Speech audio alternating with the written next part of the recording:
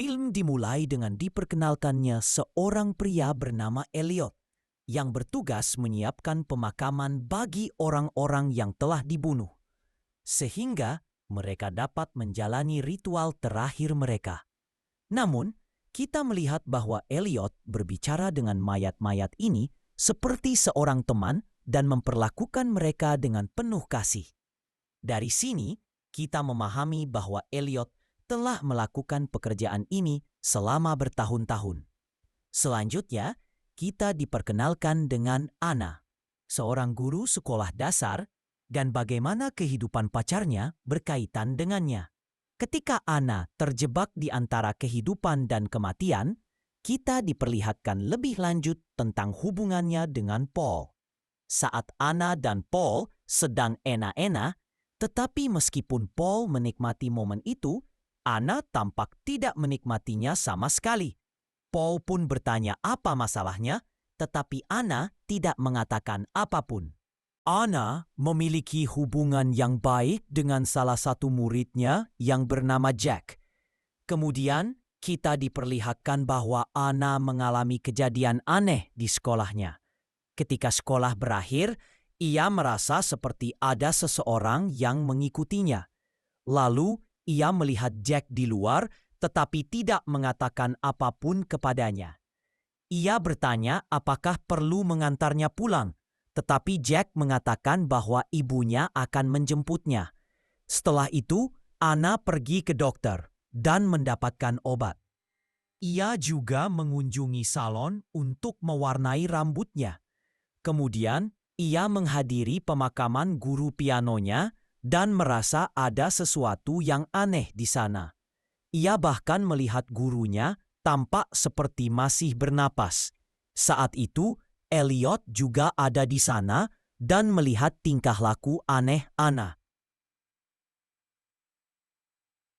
Malamnya, pacar Anna, Paul, mengundangnya makan malam. Hari itu, Paul membawa sebuah cincin karena ia berencana melamar Anna. Namun, ketika Paul memberitahu bahwa ia akan segera pergi ke Chicago, mereka mulai berdebat. Anna meninggalkan restoran tanpa mendengarkan lebih lanjut. Di luar, cuaca sedang buruk. Anna mengemudi dalam kondisi hujan dan mengambil ponselnya untuk menelepon seseorang. Tetapi, tiba-tiba semuanya menjadi gelap. Terjadi kecelakaan. Adegan berikutnya menunjukkan Elliot yang kini memiliki tubuh baru di ruangannya. Tidak lain adalah tubuh Anna sendiri. Pakaiannya dipotong dengan gunting, dan ia mengenakan gaun merah yang indah. Tetapi ada luka dalam di kepalanya. Tiba-tiba, Anna membuka matanya dan bertanya, "Di mana aku?" Elliot menjawab, "Kau mengalami kecelakaan 8 jam yang lalu dan meninggal." Namun, Anna tidak percaya bahwa dirinya telah meninggal karena ia masih bisa berbicara dengan Elliot dan mendengar suaranya. Elliot kemudian menunjukkan sertifikat kematiannya dan mengatakan bahwa pemakamannya akan diadakan dalam 2 hari. Ia menjelaskan bahwa jiwa Anna masih tertahan dalam tubuhnya hingga saat itu. Elliot mengaku memiliki kemampuan untuk berbicara dengan jiwa-jiwa yang berada di antara kehidupan dan kematian. Elliot kemudian meninggalkan ruangan, tetapi Anna masih tidak bisa menerima kenyataan tersebut. Ia berpikir bahwa semua ini hanyalah mimpi buruk. Di sisi lain, Paul mencoba menghubungi Anna, tetapi ponselnya ada di tangan Elliot yang kemudian memutus panggilan tersebut. Paul akhirnya pergi ke rumah Anna dan diberitahu oleh ibunya bahwa Anna telah meninggal. Paul tidak percaya dan merasa sangat sedih, sementara ibu Anna terlihat tenang seolah-olah tidak merasakan kesedihan sama sekali. Sementara itu, Elliot mulai menyiapkan tubuh Anna untuk pemakaman. Ia menusukkan jarum ke leher Anna untuk merelaksasi otot-ototnya. Ketika ibunya datang melihat tubuh, ia mengatakan bahwa kepergian Anna adalah kehilangan besar bagi keluarga mereka.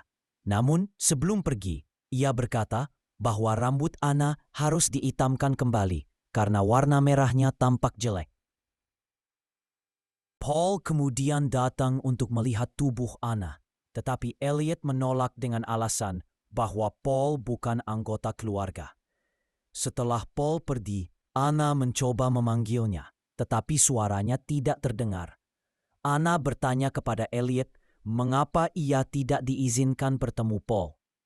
Elliot menjawab bahwa jika ia terus terhubung dengan orang yang ia cintai, jiwanya akan sulit untuk pergi. Anna mulai berpikir bahwa Elliot berbohong dan mungkin memberinya obat yang membuatnya mati rasa. Sementara itu, Paul pergi ke kantor polisi untuk meminta izin bertemu Anna, tetapi ia tidak mendapat izin. Anna yang sendirian di ruangannya menemukan gunting dan mencoba menyerang Elliot, tetapi Elliot berhasil menghindarinya. Ia kembali meyakinkan Anna bahwa ia telah meninggal, tetapi Anna tetap tidak percaya karena ia masih bisa bernapas dan berbicara. Malamnya, Anna mengalami mimpi aneh di mana ia melihat dirinya sendiri dalam keadaan mati. Jika ia benar-benar telah meninggal, bagaimana mungkin ia masih bisa bermimpi? Ia pun marah dan mulai melemparkan benda-benda di sekitarnya. Di sisi lain, Paul mengalami mimpi aneh. Sementara itu, Elliot yang sedang mengisi bensin di sebuah pom bensin tiba-tiba menyadari bahwa Anna telah mencuri kunci dari sakunya. Ia pun bergegas kembali ke rumahnya. Anna kemudian pergi ke kantor Elliot dan menelepon Paul, mengatakan bahwa ia masih hidup. Namun, Paul mengira itu hanya lelucon dan menutup telepon. Anna pun semakin marah. Tak lama kemudian, Elliot datang dan menunjukkan cermin kepada Anna. Ia mengatakan bahwa ia sudah mati dan sebaiknya menerima kematiannya. Namun, Anna menyadari ada embun dari napasnya di cermin. Sesuatu yang seharusnya tidak mungkin jika ia telah mati. Elliot segera menghapus embun itu agar Anna tidak menyadarinya. Jack, murid favorit Anna, melihatnya berdiri di rumah dengan gaun merah. Anna pun mulai menerima bahwa ia telah meninggal. Elliot kemudian mewarnai rambutnya menjadi hitam lagi. Dalam mimpinya, Anna bertanya apakah ibunya menangis saat ia meninggal. Elliot mengatakan bahwa ibunya tidak menangis sama sekali. Ia juga bertanya apakah Paul menangis, tetapi Elliot berbohong dengan mengatakan bahwa Paul tidak menangis sedikit pun. Mendengar hal ini, Anna menjadi sangat sedih. Elliot kemudian memberinya suntikan lagi. Sementara itu, Paul pergi ke sekolah Anna untuk mengambil barang-barangnya. Di sana, ia bertemu Jack yang mengatakan bahwa ia melihat Anna hidup-hidup mengenakan gaun merah.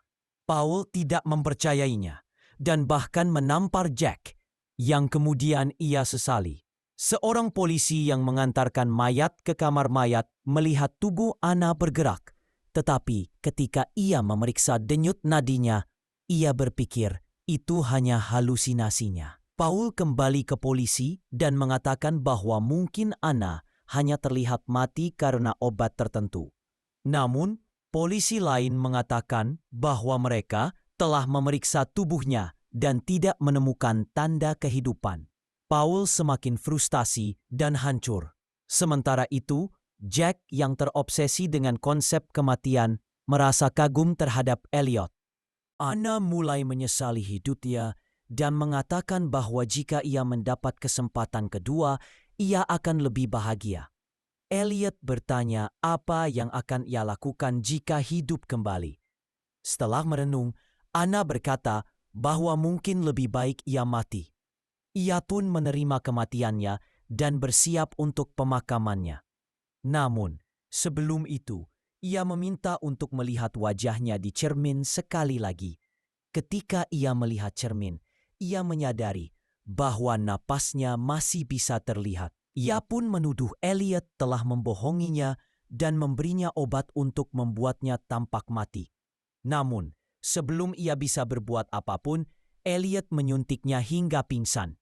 Paul akhirnya pergi ke pemakaman, tetapi ia tidak melihat langsung wajah Anna.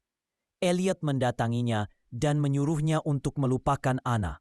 Namun, ia kemudian mengatakan bahwa Anna masih hidup dan menyuruh Paul pergi menyelamatkannya. Paul bergegas ke makam, tetapi saat membuka matanya, ia justru berada di ruang bawah tanah Elliot. Semua yang ia alami hanyalah halusinasi.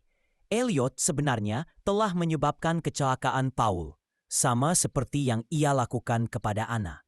Elliot menjelaskan bahwa ia ingin melihat apakah orang-orang yang diberi kesempatan kedua akan berubah. Jika tidak, ia akan benar-benar membunuh mereka. Paul kini menjadi korban berikutnya, dan Jack tampaknya akan menjadi penerus Elliot sebagai pembunuh berantai di masa depan. Dan cerita pun berakhir.